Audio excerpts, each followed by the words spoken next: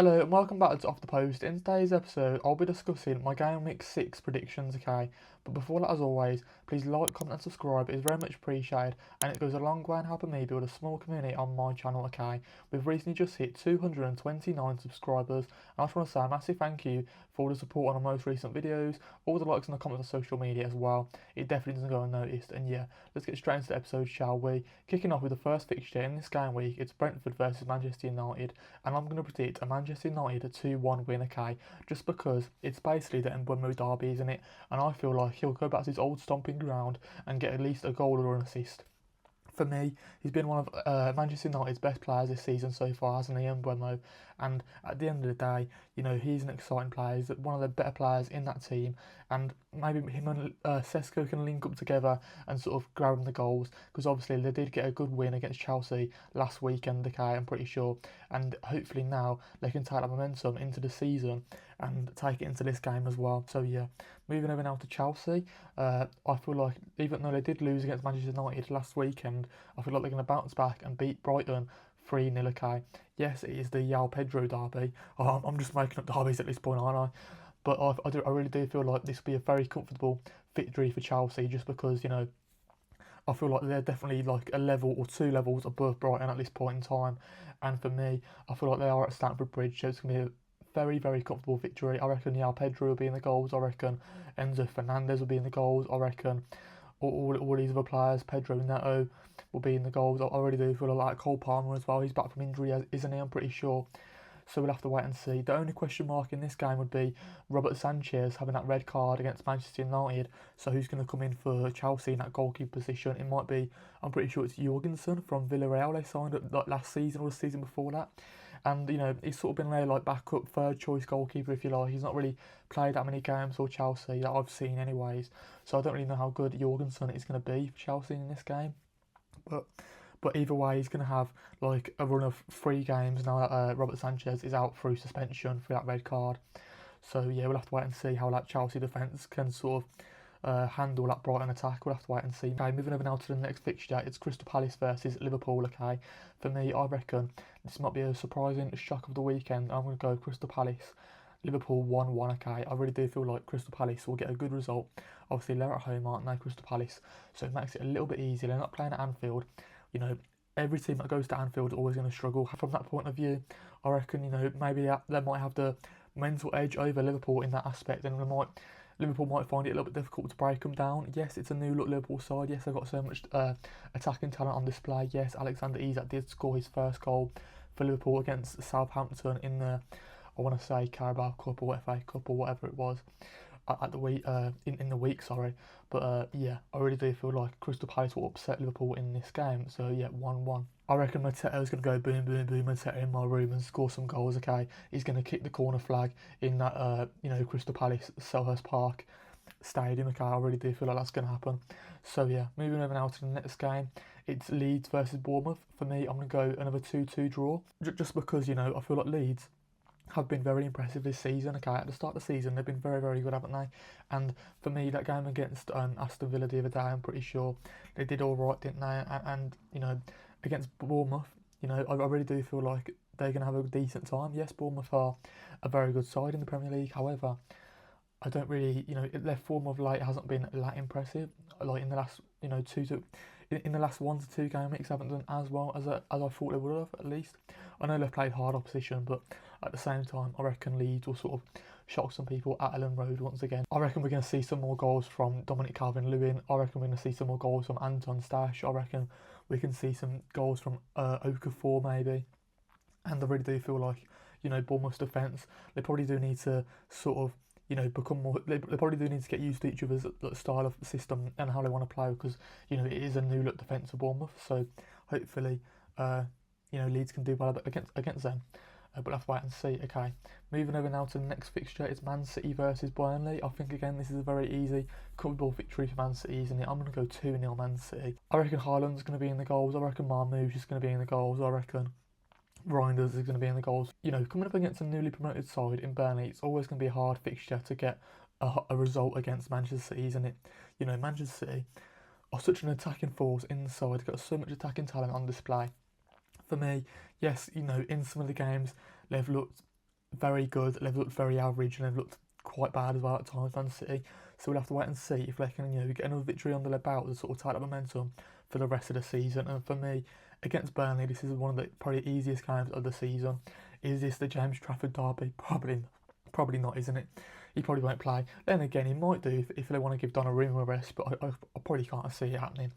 But for me, yeah, I reckon Haaland will probably get like 1 or 2 goals and it'll be game over. I reckon they'll probably score early and they'll probably just shut up shop for 90 minutes, won't they? Just because they don't really need to take this. They don't really need to, go into second or third gear in this game, do they, Man City?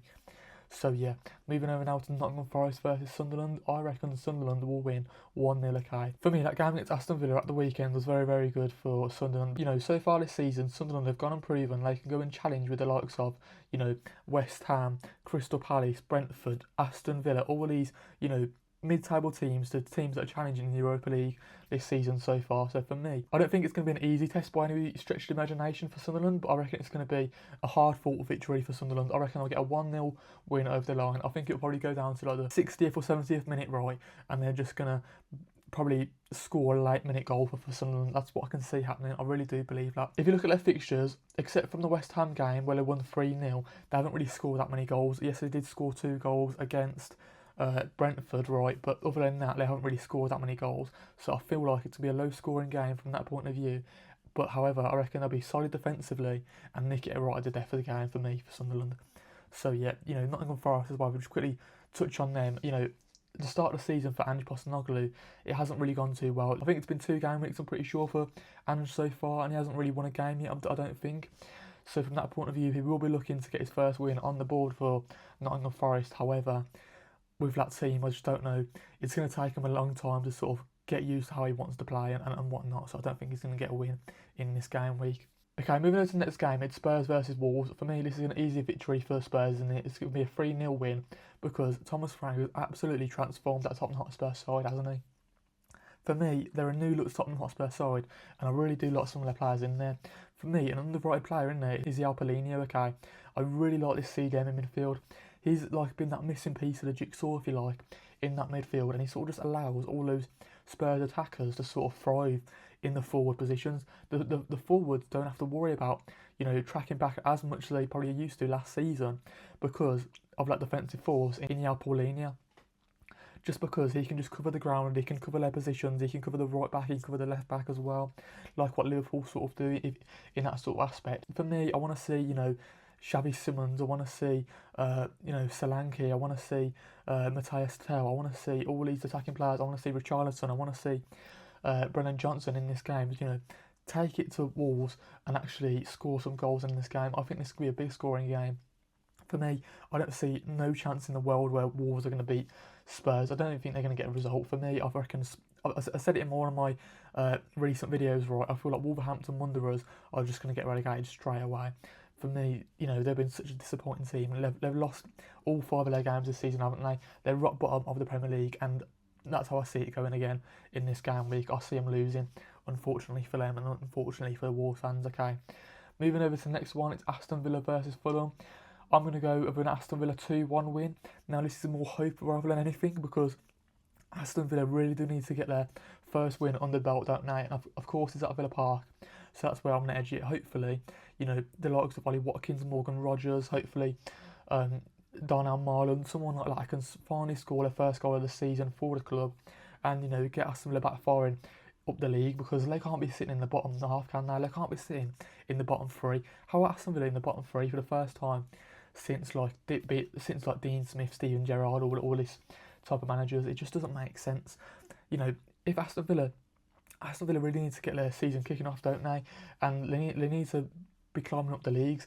So hopefully now, like we've got some players back in Boubacar Kamara, hopefully he can, keep us more stable. I know he's been back for a few weeks, but hopefully now that he's got more minutes in his legs, hopefully he can be match fit to sort of, help those attacking players sort of score the goals, if you like.